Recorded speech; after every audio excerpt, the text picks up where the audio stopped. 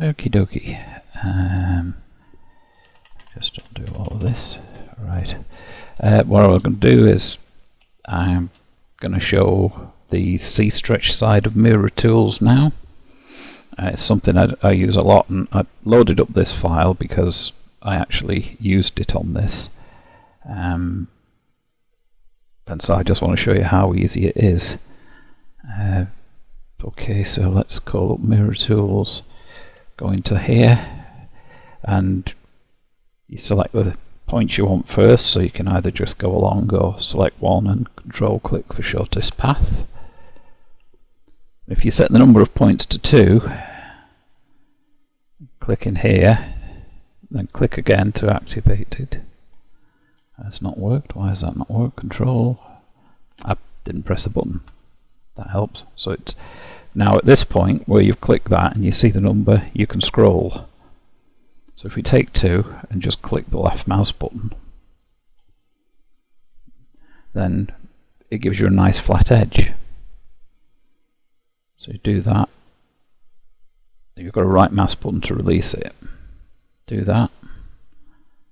Roll that up to 5. Click. You now got your points. I don't know if you can see them.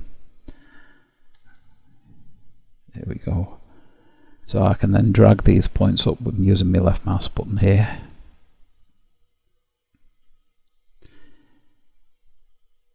And the beauty of this with Cstretch is it gives you a really nice sort of curve. It's like using a Bezier curve without using it. So you could do that. You get the sort of curve you want. Right mouse button. And that's that. And you can add or reduce the number of points you want. So again, click. Let's take that down to 3. Click. And you see it just naturally smoothed it out without me really doing anything. So that's very nice. And again, the same thing here. Right mouse button, click on there. Control click on there. Let's go into that view. Click. And you can see you can play around with that. And that's really all there is to it. Right mouse button. Click. Roll it up to 5.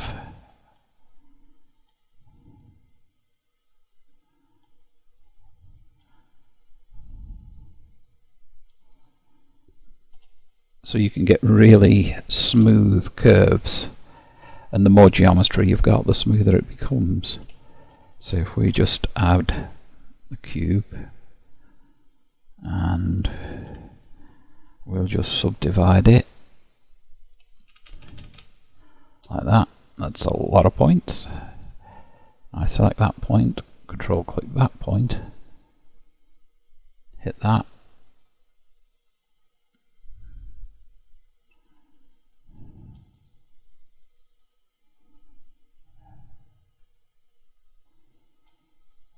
So you can see how you can just play away with this to your heart's content. It's really nice. So that's it. That's Cstretch in a nutshell. It's extremely useful for just finessing things. Because I mean, let's we do a new one. Don't save that. Let's just say you've got a cylinder, and let's delete some of these faces.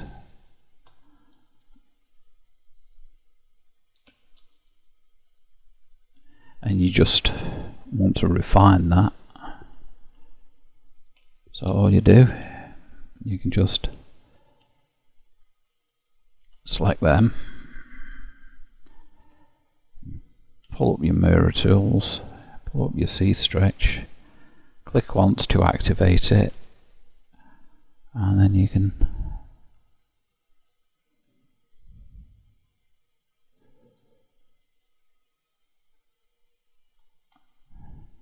get a really nice shape on your form. And it's really, really smooth. There's no, if you were doing this manually with the tweak tool, you know, you'd be trying to get it smooth, and even if you had something like a cylinder in the background as a guide, you'd be hoping it was smooth. But with this, you even just click and watch what happens. Bump, smooth. Nice. So yeah, big fan of the Cstretch. Okay, and the final bit I want to look at is the Deformer Tools. Now the author themselves said they based this on Lightwave, and so I'm just going to set that up first. Bear with me. Okay, in Lightwave, if we just add a box, I've already set up the number of segments, make it 12 on each. Oh, so there we go. And in Lightwave you have things like bend, twist, vortex, which MiraTools tries to replicate, and in Lightwave they have fall-offs depending on the tool. Some of them actually have multiple fall-offs, like the twist and the taper have additional fall-offs, and if the developer of MiraTools gets to see this, or someone who knows how to do this is watching, these features would be brilliant in Blendr, where you can change the curve of the fall off, whether it occurs in the middle, to the middle, or one way or the other. And the other key thing which is missing from MiraTools is numeric control of this. You have to eyeball it in Blendr, as far as I can tell. In Lightwave all of this can be manually controlled, so that would be nice. So, to Blendr. So let's add ourselves a plane. I'm just going to RX90 because that's just what I like to do. GZ1 again because it's what I like to do. And we'll just subdivide this guy a couple of times. Okie doke. Right, screencast keys, are we on? On but not working, so again refresh it. Now the deformers, you've got the pure deformer, which is a numeric control and only, so you can taper like that on a specific axis. Does nothing on that axis because it's got nowhere to go, and the X and Y for some reason both just affect that for the taper. The bend, you can see that works that way. If I change the X axis, bend, and you can see you can get a nice simple bend there. If I deselect that and then choose the deformer, you can see that it only operates on the things you've selected. Oh, so we can Control Z that, and then change the offset. You can move it that way.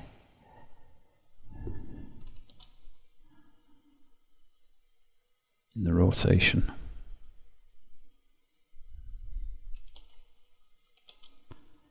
So we try a taper, say, okay, and then change the offset. That's not doing out. And I change the rotation, and again that doesn't do out. So you know, I'm experimenting a lot here, and really I'd recommend this is the way to do it. Just experiment with something. Don't try it on serious geometry, just good old-fashioned flat plane, and play with it. Now the linear deformer is a bit more like light waves. First of all, you use the left mouse button to drag out where you're going. Now you can see immediately now we've got options up here, and if I press Z repeatedly, it chooses this axis. If I press X, it moves this way. This is basically your center for the move. So if we go up there, say, and then I press B for bend, see it's bending from there like that. I can control Z because it has a, and we go right view and we do B for bend. You can see it's bending in that fashion, which is rather weird, but, and if we go for top view and bend, you can see that you're bending it in that way. And it's always handy to try and, I tend to get my cursor roughly where the thing is, so when I do a bend, I at least got a rough idea of what's going on. Now, as I say, the downside to this, there is no numeric option. It's very much an eyeball, so you have to factor that in. And if you bend again, it's going to react differently because you've already bent. As you can see now, you're not just going to carry on from where you left off. So you'd undo that twice and then just, oh, I made the mistake of double clicking. That's something to watch for once you sort of commit to something.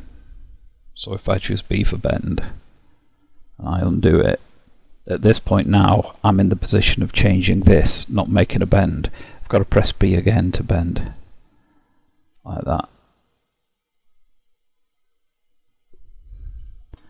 And the position of this does dictate where the bend occurs. So if we go into the front one and we do a Z, we put it there and we bend. Alright, so you can see that's bending around there. I'll do that. Now if I grab the middle one and drag it over here and then do bend, you can see that you're getting a different arc, because that's now your, almost, if you like, your 3D cursor, for want of a better phrase. So, and again, there's no snapping or anything at this point, but you know, you can get close enough and then manually adjust it if you wanted to. So we'll undo that. And it's the same with taper. If I put that up, if I shrink this and I bend, you see now we're only bending from there. So you can either select stuff and bend, or you can just reposition your cursor and bend. So if we just do a Z, it'll reset it. Do a 7, do a bend. Don't want to do that, so do a 3, do a bend. So I can bend like that. And 1, Control 1. Right, I can now do an X. I can do a T for taper. Like that.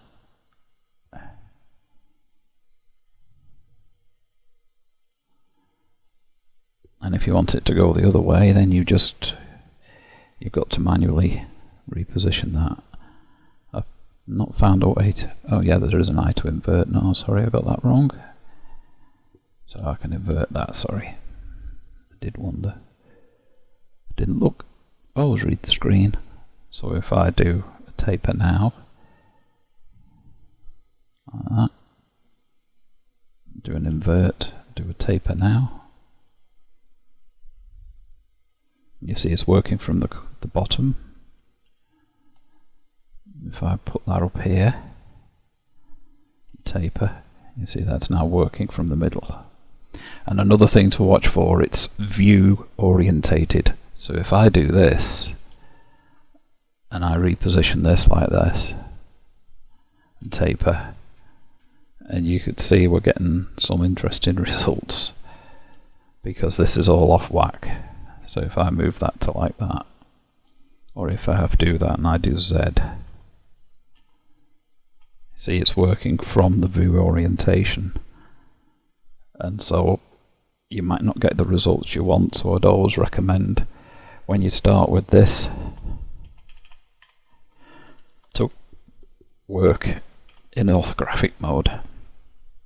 But as you can see, it's really useful. So again, 3 bend.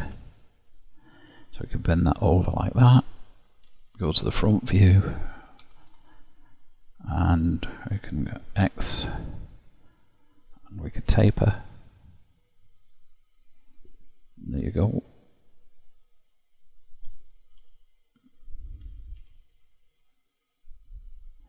So you can taper in and out like that from that view. And so you've got quite a lot of control. It's just lacking the finesse of snapping and precise control. But even so, very useful features. Again, right mouse button to release.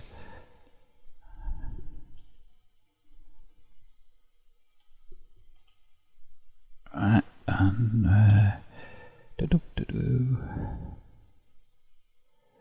you've got yourself a panel. So they're very useful tools.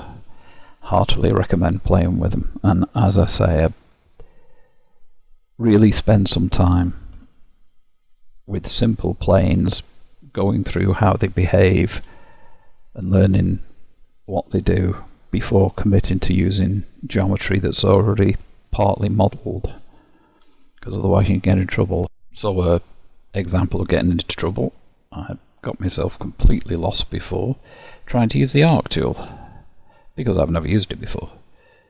And after much fiddling around, I've come back. I tried changing the axis, and it didn't really seem to do a thing for me. So I changed that to middle, auto. So I went for middle. And then you've got your scale. Reverse the direction.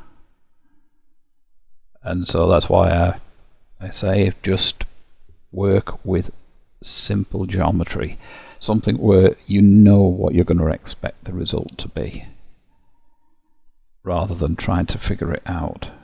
Right, so in this instance, I'm going to call that quits. Now, what I'm going to do now, just control click in here to select these. I'll actually select my Cstretch.